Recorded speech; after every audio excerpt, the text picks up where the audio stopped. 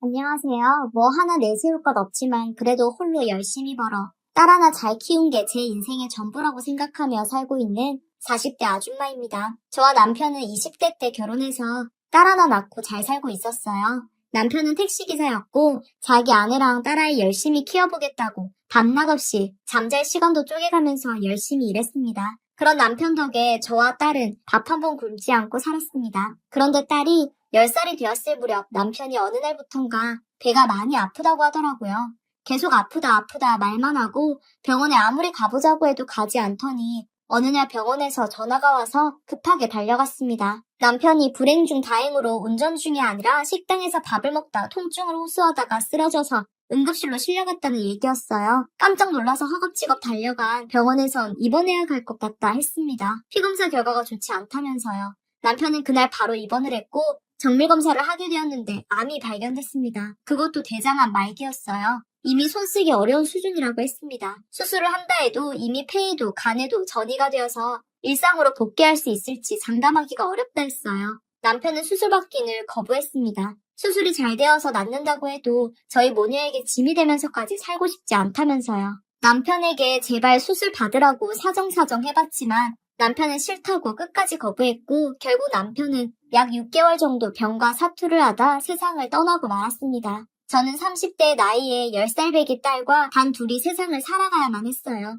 저희에게 남은 건 남편의 목숨값인 소액의 보험금과 전세살이 집뿐이었습니다. 처음엔 그래도 그럭저럭 먹고 살만했어요. 남편이 남겨준 보험금도 있었고 조금씩이나마 모아온 적금도 있어서 비록 해약해야 했지만 그래도 둘이 먹고 사는데 큰 지장은 없었어요. 그런데 어느 날 캐피탈이라면서 저희 집에 사람들이 찾아왔고 남편 앞으로 거액의 빚이 있다는 사실을 알게 되었습니다. 가지고 있는 보험금과 남은 돈으로 다 갚아도 모자랄 만큼 큰 빚이었어요. 이미 갚을 기한이 다 되어가서 미룰 수도 없었습니다. 그래서 어쩔 수 없이 전세금을 빼서 전세금이랑 보험금 그리고 남은 돈을 싹싹 긁어모아 전부 갚았습니다. 그나마 다 긁어모아서라도 갚을 수 있던 게 천만다행이라고 생각했어요. 죽을 때까지도 말해주지 않고 버텼던 남편이 원망스럽기도 하고 차마 미안해서 저에게 말 못했을 거란 생각도 들었습니다. 돈을 다 탈탈 털어서 갚고 나니 정말 수중에 가지고 있는 게 50만 원이 채 안 됐어요. 정말 눈앞이 캄캄했죠. 어떻게 살아야 하나, 딸이랑 같이 죽어야 하나 이런 생각까지 했습니다. 제 인생에 왜 이런 불행들이 자꾸만 닥치는 건지 억울하고 괴로웠어요. 그래도 사람 죽으라는 법은 없는 건지 지푸라기 잡는 심정으로 아는 언니한테 부탁을 했는데 흔쾌히 자기 집으로 들어와서 어느 정도 돈이 모여 나갈 때까지 살라고 말해줬습니다. 그래서 딸이랑 같이 언니네 집으로 들어가게 되었어요. 언니는 매일 밤에 한껏 치장하고 출근을 했어요. 무슨 일을 하는지 딱히 묻지 않았지만 언니는 아무래도 화류계에서 종사하는 것처럼 보였습니다. 매일 진한 화장에 몸에 딱 달라붙는 옷을 입고 나가는 걸 보니 얼추 짐작이 되었어요. 저는 언니가 낮에는 잠을 자서 밤에 집을 보며 집안일을 했습니다. 하루 이틀 지내다 보니 가지고 있던 돈도 슬슬 떨어졌어요. 그래서 일을 해야겠다 싶었는데 아무리 일을 구해보려고 해도 나이도 많고 경력도 없으니 구해지지 않더라고요. 그래서 한참 고민하고 있으려니 언니가 제게 물어보더라고요. 혹시 일할 자리 없으면 자기 일하는 곳에서라도 일해볼 생각 있냐고요. 많이 망설여졌어요. 애엄마의 30대 아줌마가 노래방 도우미로 일한다니 사람들이 손가락질할 것 같고 떳떳하지 못하게 돈을 버는 것 같은 기분이었거든요. 망설이는 저에게 언니가 설득했습니다. 나쁜 일 아니다. 그냥 웃음만 파는 거다. 술만 얼추 마시는 척하면서 마셔주면 된다. 갖고 있는 돈도 다 떨어져 가지 않냐. 그냥 하루 남자들이랑 술 마시고 놀면 손에 20만 원은 그냥 뚝 떨어진다면서 저를 꼬셨습니다. 그 말에 솔직히 눈이 돌았어요. 하루에 20만 원이면 한 달에 4번 쉰다고 해도 520만 원이니까 그 돈이면 딸이 갖고 싶다는 물건도 다 사줄 수 있고 먹고 싶다는 것도 다 사줄 수도 있고 열심히 모으면 집도 살 수 있을 것 같았어요. 고민 좀 해보겠다고 얘기하고 딸이 자는 방에 들어가서 딸 옆에 누웠는데 딸이 입고 있는 잠옷이 다 헤어졌더라고요. 눈물이 핑 돌았습니다. 남편도 죽고 없는 마당에 그까짓 거 못할 게 뭔가 싶어서 다음날 언니한테 출근하겠다고 얘기했고 언니는 가지고 있는 화장품으로 제게 진한 화장을 해주고 옷을 빌려줬어요. 그날부터 저는 노래방에 출근했고 열심히 일했습니다. 결코 쉬운 일은 아니었어요. 좋아하지도 않는 남자들과 좋은 척 웃어야 했고 가끔은 술 마시고 진상 부리는 사람들 상대도 해줘야 했습니다. 언니의 말처럼 하루에 20만 원씩 버는 건 아니었지만 그래도 이거라도 어딘가 싶었습니다. 스스로 괜찮다고 어쩔 수 없다고 미안 삼으면서 일했어요. 한 번씩 비참함과 자괴감에 많이 고통스럽긴 했지만 그럴 때마다 닳아서 구멍이 난 딸아이의 신발을 보며 꾹꾹 참았습니다. 돈을 벌기 시작하면서도 새 신발도 사줬지만 차마 신었던 신발은 버리지 못하겠더라고요. 그래서 힘들 때마다 마음이 약해질 때마다 그 신발을 보면서 스스로 달랬습니다. 그렇게 1년, 2년 일하게 됐습니다. 큰 돈은 아니지만 그래도 제 수준에 벌 수 있는 돈치곤 크다 할 수 있는 돈을 만지다 보니 어느 정도 생활이 안정이 되어도 일을 그만둘 수가 없었어요. 딸에게 떳떳하게 돈 벌고 싶어서 그만두고 다른 일을 다녀볼까 했는데 시급이든 월급이든 제 성에 안 차더라고요. 그래서 그 일을 계속 다녔습니다. 딸도 나이를 먹다 보니 자기 엄마가 어디서 일하는지 정확하게 몰라도 술집 같은 데서 일한다는 걸 어느 정도 눈치챈 것 같았어요. 절 원망할까봐 미워할까봐 더러워할까봐 많이 두려웠는데 딸은 내색하지 않고 오히려 가끔 자기 때문에 힘들지 않냐면서 제 어깨도 주물러주고 싫은 내색 한 번 안 했습니다. 그런 딸 덕분에라도 더 열심히 일하고 꾸준히 할 수 있었어요. 시간은 흘러서 아이는 중학생이 되었고 저도 꾸준히 일을 했습니다. 그러다 어느 날 평소처럼 일을 준비하고 손님을 맡게 되었는데 인사하고 나서 보니 한 명이 제 딸의 담임 선생님이었습니다. 날 못 알아보시겠지 하면서 조마조마했는데 다행히 딱히 아는 척 안 하시더라고요. 그래서 넘어가나 싶었습니다. 그런데 그날 후로 선생님은 자주 들락날락 하셨어요. 꼭 오시면 저를 불러내셨습니다. 그러더니 어느 날은 저보고 아는 체 하시면서 저한테 귓속말로 딸이 알게 되면 좋겠어요? 라고 속삭였습니다. 그 말을 듣고 제 심장이 미친 듯이 쿵쿵 뛰었어요. 노래방 도우미로 일하긴 했지만 최소한의 양심으로 지금껏 단 한 번의 접대를 한 적 없었습니다. 내 딸에게도 나에게도 정말 마지막 최후의 보루라고 생각했고 죽은 남편에 대한 미안한 마음도 있었기 때문에 그런 적이 없었어요. 그런데 그 사람은 매일같이 제가 일하는 곳에 찾아와 저를 불러냈고 언제나 싫다고 거절하는 저에게 노래방에서 일하는 걸 딸에게 말하겠다며 협박을 했고 저는 딸이 알게 되는 게 두려워서 어쩔 수 없이 참아냈어요. 악착같이 벌어서 어떻게든 여기를 벗어나야겠다는 생각 하나만으로 견뎠습니다. 지옥 같은 나날을 보내다 보니 그 사람도 이제 반항조차 하지 않는 제가 지겨워진 건지 저를 찾는 발길이 점점 뜸해지더니 나중엔 찾아오지 않았습니다. 그나마 다행이었어요. 가끔 딸한테 해코지를 할까봐 혹시 선생님이 무슨 말씀 없으셨냐고 떠보기도 했는데 다행히 아무런 말도 하지 않았다고 했습니다. 그 후 저는 더 이상 일을 하기가 두려워져서 일을 그만뒀습니다. 그동안 방세 한번 받지 않고 저희 모녀를 걷어줬던 언니한텐 고마웠다고 인사를 하고 살던 곳과 먼 곳으로 도망치듯 집을 구해서 이사했어요. 이사하고 나서도 한동안은 일을 못했습니다. 그 일을 겪고 너무 힘들었던 건지 저는 공황장애가 생겼고 정신병원에 문지방이 닳도록 드나들었어요. 남자에 대한 혐오증과 공포심이 생겨서 낯선 남자가 제게 가까이 다가오면 손이 덜덜 떨리고 패닉이 와서 호흡곤란으로 응급실에 실려가기도 했습니다. 그래도 꾸준히 1년 정도 치료를 다니다 보니 많이 호전됐어요. 처음 병원에 갔던 날이 생각나네요. 상담을 받으면서 지난 살아온 얘기들을 하는데 너무 괴롭더라고요. 저도 모르게 눈물이 막 펑펑 쏟아져 나와서 힘겹게 말을 이어갔어요. 딸아이 아빠가 죽은 얘기, 빚 갚는 얘기, 먹고 살 길이 없어 노래방에서 일한 얘기, 그리고 딸아이의 담임 선생님에게 협박을 받은 일,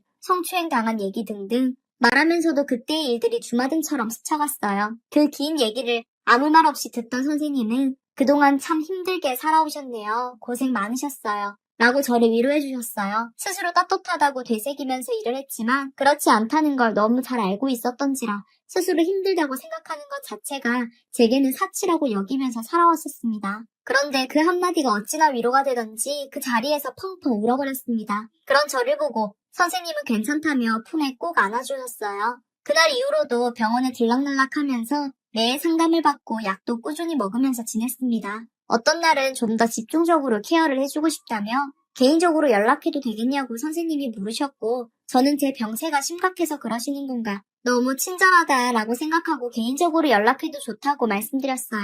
설마 저 같은 사람한테 의사 선생님이 호감을 가질 거라고는 생각도 안 했거든요. 제가 그래도 좋다고 말씀드리고 난 후부터는 선생님이 제게 수시로 연락해 주셨어요. 밥은 먹었는지, 먹고 싶은 게 있는지, 뭘 좋아하는지 등등 대화를 하다 보니 저도 많이 호전되는 것 같고 즐거운 마음도 들었습니다. 종종 선생님 병원이 쉬는 날에는 저를 데리고 드라이브도 가주셨어요. 저도 모르게 선생님을 좋아하는 마음이 조금씩 생겼습니다. 시간이 지나 저는 일상생활이 가능할 정도로 호전되어 식당에서 일을 했어요. 돈을 많이 벌지는 못했지만 그래도 두 모녀 먹고 사는데 지장이 있을 정도는 아니었습니다. 무엇보다 제 마음이 떳떳하다는 게 가장 행복했어요. 노래방에서 웃음을 팔 때보다 몸은 힘들었지만 그래도 어디 가서 당당하게 무슨 일 한다고 말할 수 있다는 게 제일 좋았습니다. 딸은 성인이 되었고 저희는 계속 만남을 이어갔어요. 만나다 보니 알게 된 건 의사 선생님도 젊었을 때 만난 부인이 아파서 고생하시다 돌아가셨다는 거였어요. 그 후로 계속 혼자 지내셨다고요.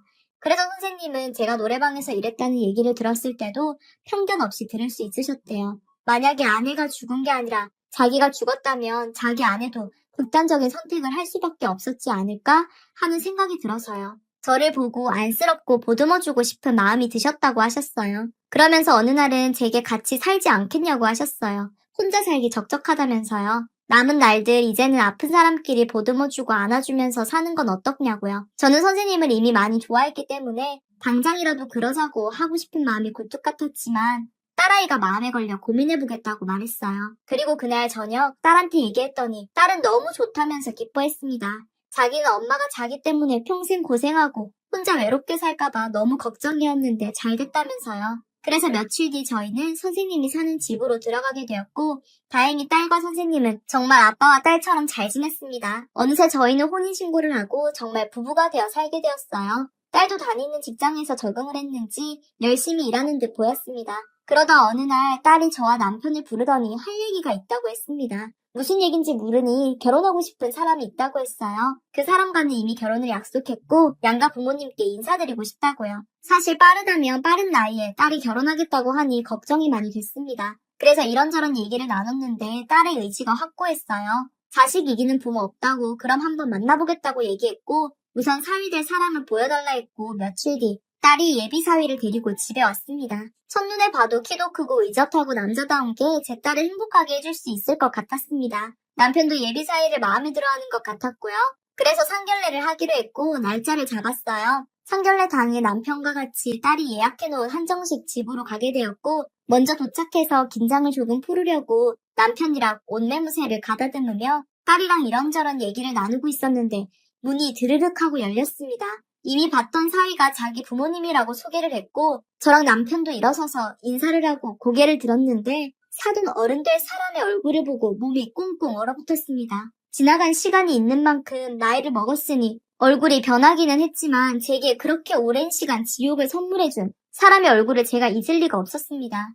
그 순간 묻어뒀던 기억들이 제 머릿속을 스쳐 지나갔고 그 충격에 저는 그 자리에서 정신을 잃고 쓰러지고 말았습니다. 눈을 떠보니 저는 응급실에 와 있었고 제 곁을 남편과 딸이 지키고 있었어요. 어떻게 된 건지 모르니 갑자기 쓰러져서 병원에 데려오게 되었다고 상견례는 다음으로 미뤘으니 너무 신경 쓰지 말라며 저를 달랬습니다. 얘기를 들으면서도 머릿속에 한 가지 생각만 계속 들어서 저는 그 자리에서 엉엉 눈물을 쏟으면서 울었어요. 남편이랑 딸이 깜짝 놀라서 무슨 일이냐고 저를 달랬고 계속 물어봤는데 차마 딸한테 얘기할 수가 없었습니다.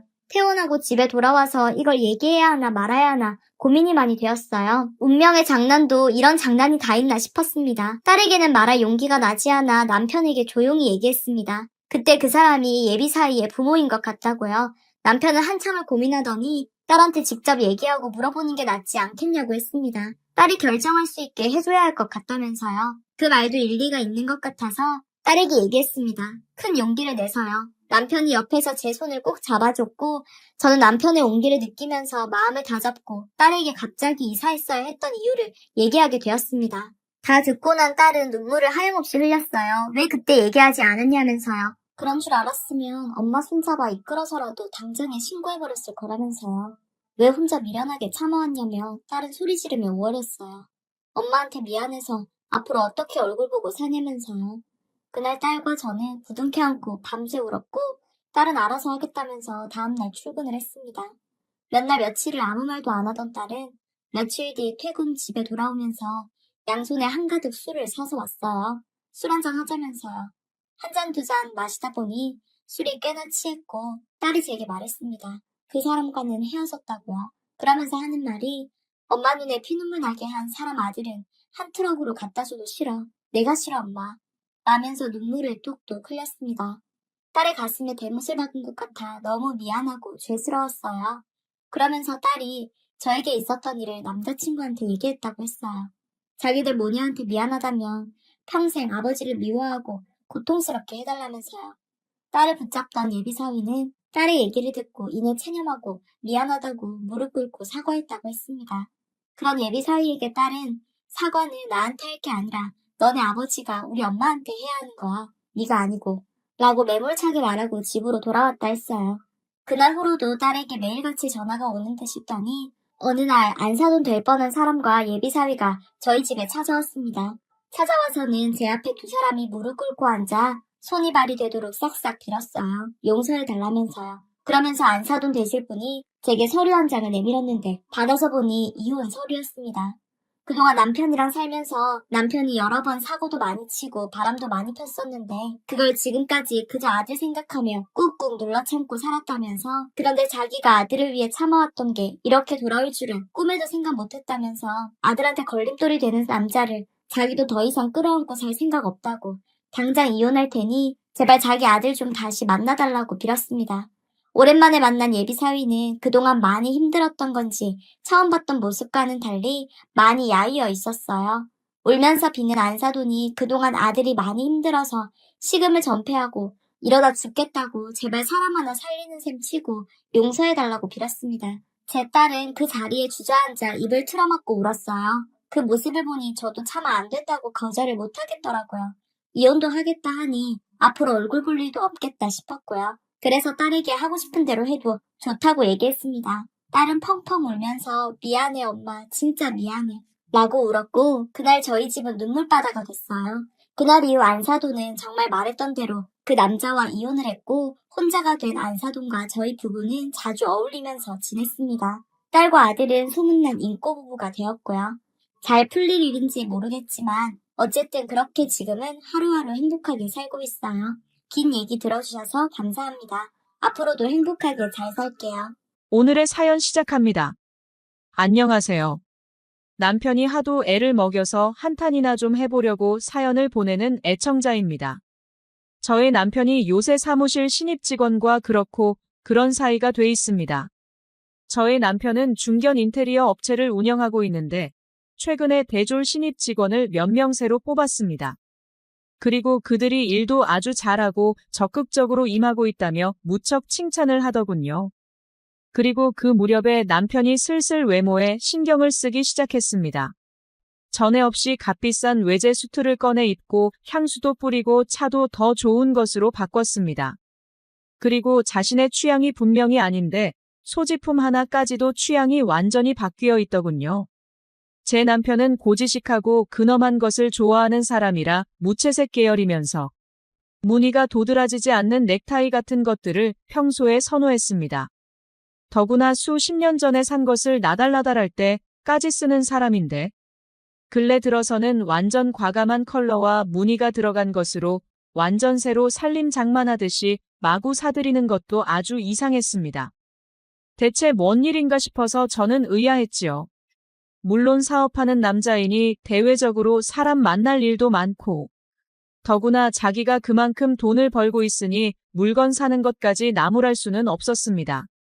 그런데 너무 급격하게 취향이나 생활 패턴이 변해버리니 저는 너무 의아했던 것입니다.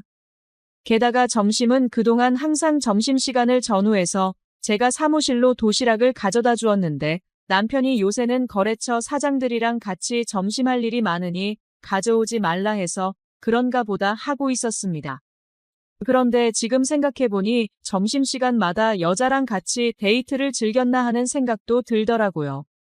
더구나 늘 저녁도 밖에서 먹고 자정이 넘어서 들어오고 그 다음 날이 되면 바쁘니까 아침도 건너뛰고 저는 남편이 참 바쁘구나 하며 건강이 걱정도 되고 한편으로는 남편이 바람을 피는 건가 의심도 했습니다. 물론 평소에도 돈을 잘 벌어다 주기도 했고 요새는 바쁘면서 자기 외모 관리도 열심히 하는 것을 보니까 새로운 큰 거래처가 생겼나 보다 생각해버렸습니다. 그리고 갑자기 변한 스타일이며 이런 것들은 개인적으로 스타일리스트를 채용했나 이런 생각으로 넘겨버렸지요. 그러던 어느 날 우리 큰애 학교에 학부모 모임이 있어서 거기에 제가 참석했던 날이었습니다.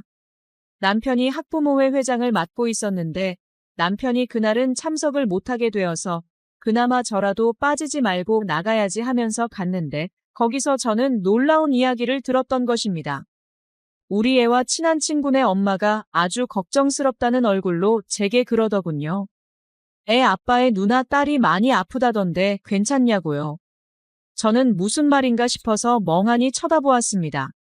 그러다가 번개같이 머릿속에서 회로가 막 돌아가면서 제 육감이 맞았구나 하는 생각이 스쳐 지나갔고, 그 다음에는 얼른 표정을 바꾸어서 상황을 서둘러 정리했습니다. 안 그래도 누나 딸이 그날 많이 아팠다더라 면서 너스레를 떨고는 아주 그럴듯하게 연기를 했습니다. 그러면서 학부모 회의를 겨우 마치고 집으로 오는 내내 분한 것을 참을 수가 없었습니다. 그리고 남편의 누나에게 전화해서 이리저리 안부를 묻고 딸은 잘 지내는지 등등 여러 안부를 곁들여서 누나 딸은 뭘 하고 지내는지를 둘러 물으려 운을 띄웠습니다. 그 나이대 아가씨들은 어려가지로 아플 상황도 많으니 혹여 아프면 우리가 잘 아는 의사에게 말해줄 테니 꼭 연락해라는 말까지 했습니다. 그러자 남편의 누나는 자기 딸이 너무 건강해서 병원 갈 일이나 있겠냐면서 그리고 지금은 중국에 배낭여행 가 있다는 말까지 했습니다. 그러자 저는 옳다구나 하면서 득의양양하게 전화를 끊고는 남편의 회사로 차를 돌렸습니다. 바람을 피우고 있구나 하는 결정적인 확신이 들고 있었고, 더구나 그럴 거면 표나 내질 말던가 하지 하면서 일을 갈았습니다. 몇 달에 한 번씩은 학부모 회의에 참석도 해오던 남편인데, 요새는 거기에 가는 일이 전혀 없어졌을 때도 저는 의심을 안 했었습니다. 거기 사람들과는 몇 년씩 끈끈한 정을 이어왔고 아이들의 방학과 각자의 직장, 휴가 기간을 맞춰서 몇십여 가족이 다 같이 몇 박 며칠 놀러도 갔기에 이미 서로 얼굴이 익어 있는데 생각 없이 거기 학부모가 일하는 병원을 간 남편이 참 한심하다는 생각도 들었습니다. 더구나 한국에 있지도 않은 누나 딸은 다 뭔가 하면서 속으로 마구 끓어오르기 시작했습니다. 저는 그날부터 탐지견이라도 되는 듯이 남편에게서 의심 가는 정황을 찾으려고 이리저리 뒤지기 시작했습니다. 우선은 남편 서재 서랍에서 젊은 여자에게나 어울릴 법한 발랄하고 화사한 스카프가 발견되었고 그 주인이 한참을 쓰던 중이었던지 젊은 여자가 썼을 법한 상큼한 향내가 났습니다. 저는 불안한 마음으로 이리저리 서랍과 서재 안물품 정리대를 뒤지다가 책상 속에 놓인 다이어리에 시선이 가 닿았습니다. 몇 월 며칠 몇 시에 어디에서 만나기로 약속한 내역을 적어놓은 다이어리 속의 달력. 메모에는 뭔가 야릇한 표시도 있었습니다. 아무래도 여러 거래처 사람들과의 미팅 날짜를 적은 그 메모들 속에 애인과 만날 날짜는 그렇게 별도로 기호로 표시해놓고 있는 듯 하더군요. 그것을 훑어보다가 그 다음날 저녁에 있을 약속 장소와 시간이 적힌 곳을 보았습니다. 특별한 기호가 그렇게 쳐져 있었고 그건 다른 약속 장소와 달리 시 외곽지에서 만나는 건이더군요. 그리고 저는 다음날 그 시각에 그 장소에 갔습니다. 일단은 오전 일찍 예약을 해서 홀 내부가 훤히 보이되 차폐된 공간에 있을 수 있는 자리로 웃돈을 얹어서 부탁을 해놓았고 달력에 적힌 약속 시간보다 1시간 일찍 그 자리로 가서 앉았습니다. 정확히 그 시간이 되자 남편이 나타났고 다행히 제 시야에 잘 들어오는 자리에 앉더군요. 그리고 5분쯤 지나자 젊은 여자 하나가 와서 남편 앞에 앉았습니다. 가만 보니 제가 매일 남편 회사에 들러서 도시락을 갖다 줄 때 여러 번 본 적도 있고 인사도 나눴던 그 신임 여직원이었습니다. 둘은 스테이크를 썰어서 먹고 정이 뚝뚝 떨어지는 얼굴로 서로를 지그시 쳐다보며 와인잔을 들어 건배를 하면서 두어 병의 와인을 마셨습니다. 그리고 어느 정도 술 기운이 오르자 슬며시 일어나서 계산을 하고 밖으로 나갔습니다. 물론 밖에서는 차 안에 대기 중인 저의 하수인들이 기다리고 있었습니다. 그들은 서너 대의 차량에 각각 나누어 타고는 번갈아서 표나지 않게 제 남편 차를 뒤따랐고 몇 분 후에는 인근의 러브호텔로 들어가는 남편의 차와 차 번호가 명확히 드러나는 사진을 폰 카메라로 찍어서 저에게 보내주었습니다.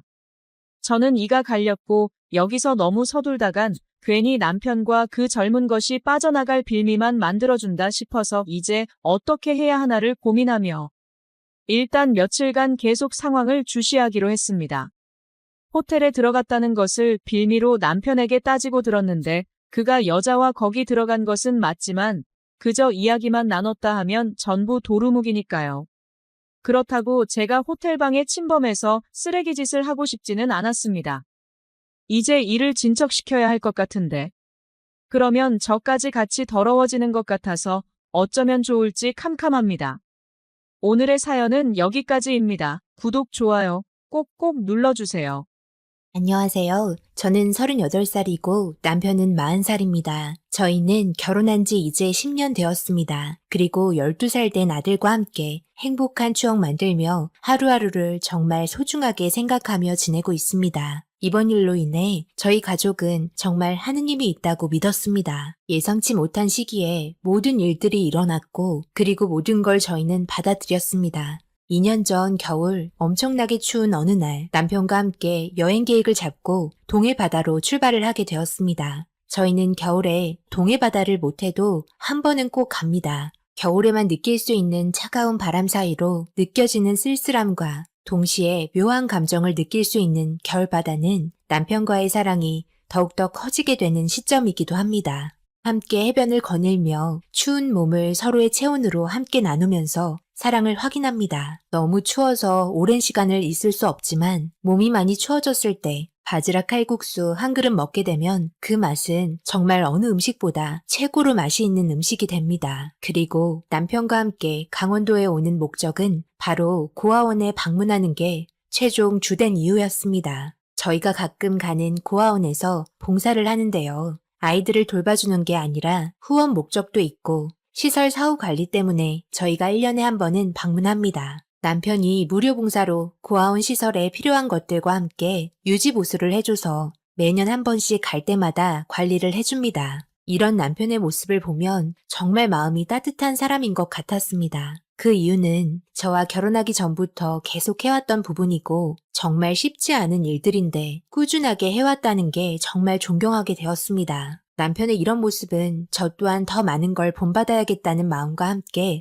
고아원에 봉사를 다녀오면 왠지 모를 마음의 행복은 봉사를 해본 적 있으신 분들은 잘 아실 겁니다. 그렇게 남편 할 일이 모두 끝이 나고 관계자분들과 함께 이야기하면서 차를 마시고 쉬고 있을 때 저는 고아원 주변을 돌면서 구경하고 있었습니다. 아이들이 뛰어놀며 부모 없는 외로움을 이겨내려 애써 웃어 보이려 하는 얼굴에는 쓰디쓴 슬픔이 가득해 보였습니다. 그런 모습들을 벤치에 앉아서 보고 있는데 제 옆에 앉은 한 아이가 저를 보며 웃고 있었고 저도 웃으면서 아이에게 말을 붙였습니다. 그런데 그걸 본 고아원 관계자분께서 저한테 다가오시더니 저를 따로 부르셔서 한마디 하셨는데 상처를 받고 말았습니다. 이런 말해서 죄송하지만 애들한테 웬만하면 말 시키지 마세요. 조금의 정이라도 주는 건 애들한테 더 큰 상처만 주는 거예요. 차라리 말 안 시키고 모른 척하는 게 아이들에게 정신적으로 힘들지 않아요. 예전에 어떤 분께서 고아원 방문해서 한 아이에게 정말 잘해줬는데 발길을 끊자 그때 이후로 밥도 안 먹고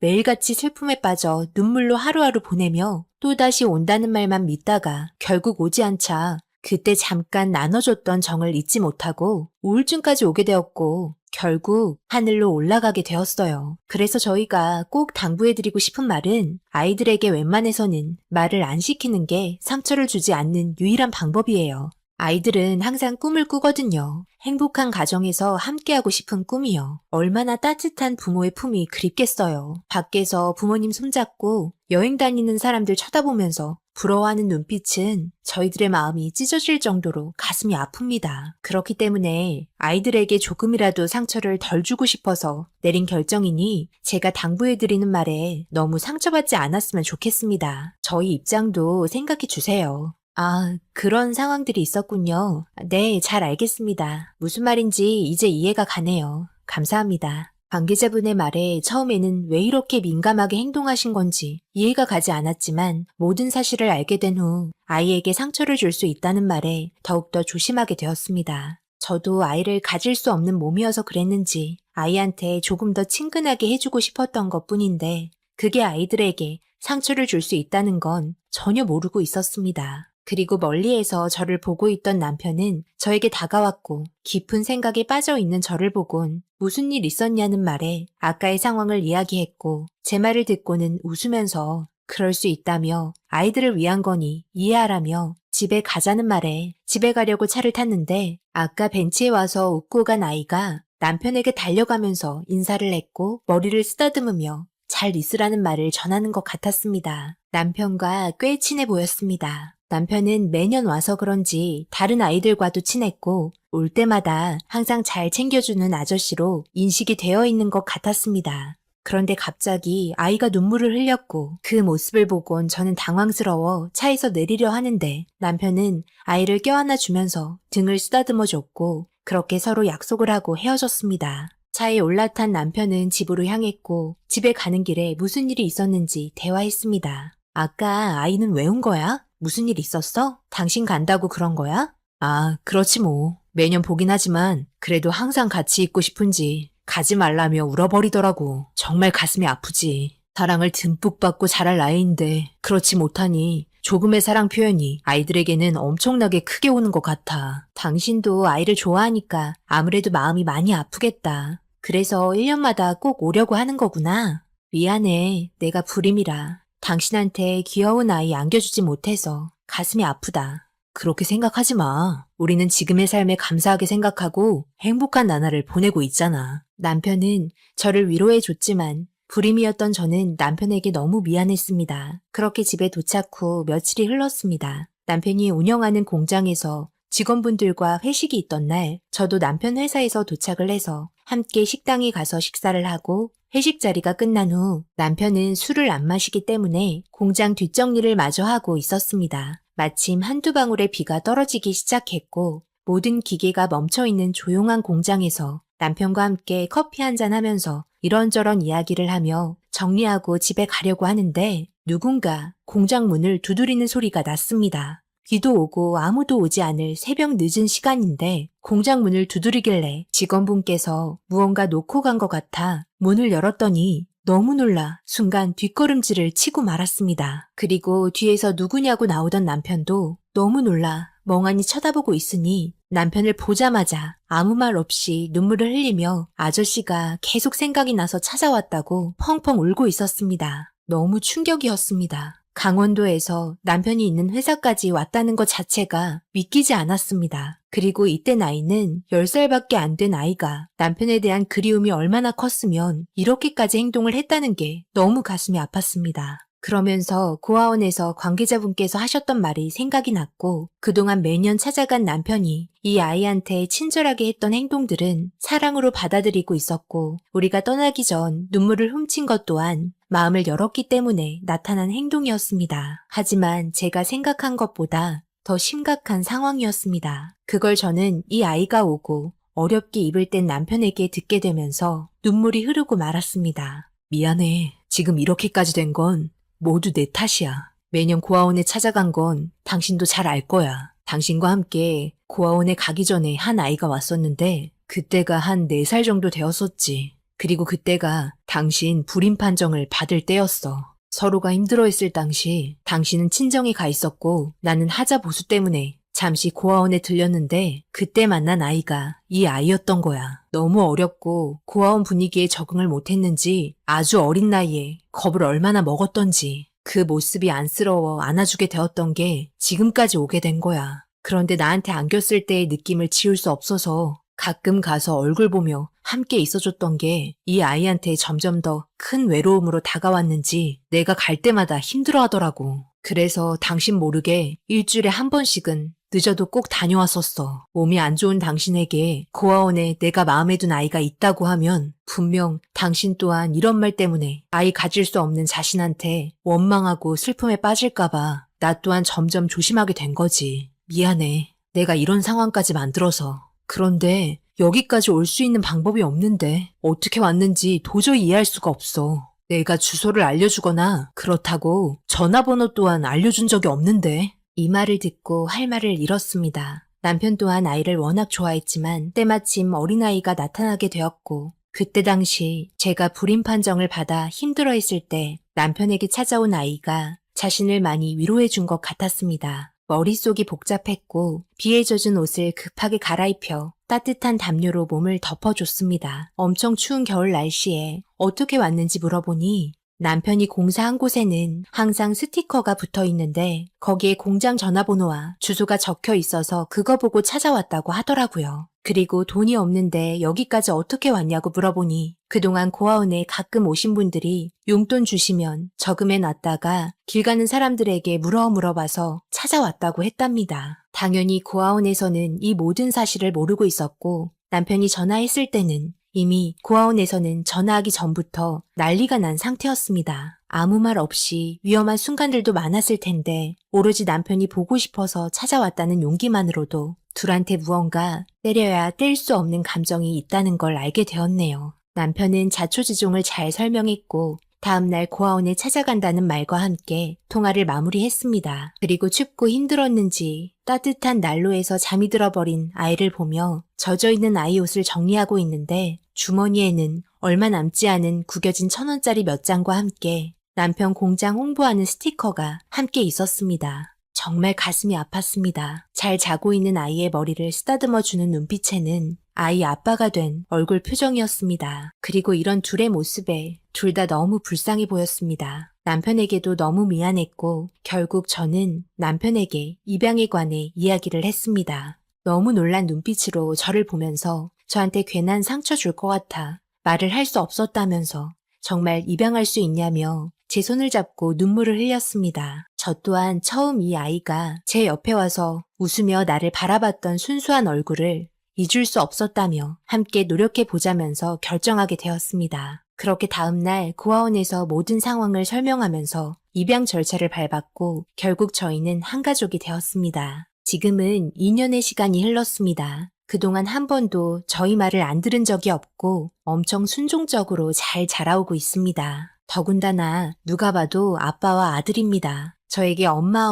하면서 이것저것 해달라고 하는 모습이 너무 사랑스럽게만 느껴지고 따뜻하게 다가오네요. 이런 인연이 생길 거라고 생각 못했지만 함께 살다 보니 단점보다 오히려 장점이 더 많았습니다. 남편과 둘이 지낼 때보다 웃는 날이 많았고 잘 먹고 잘 자는 모습에 뿌듯해하며 감기에 걸려 아파하면서 누워있을 때 눈물이 나고 남편과 저한테 편지를 써서 사랑한다고 말했을 때 느껴지는 감정은 또 다른 행복을 주고 있었습니다. 비록 배 아파 난 자식은 아니지만 더 애틋하고 더 사랑을 많이 주게 되네요. 아직도 겨울만 되면 공장에서 문 두드렸던 장면이 생각납니다. 특별하게 찾아온 인연 오래오래 행복하게 좋은 추억 만들면서 잘 살았으면 좋겠습니다. 여러분들의 가정 또한 항상 행복하시길 바라며 제 긴 사연 읽어주신 분들 모두 건강하세요.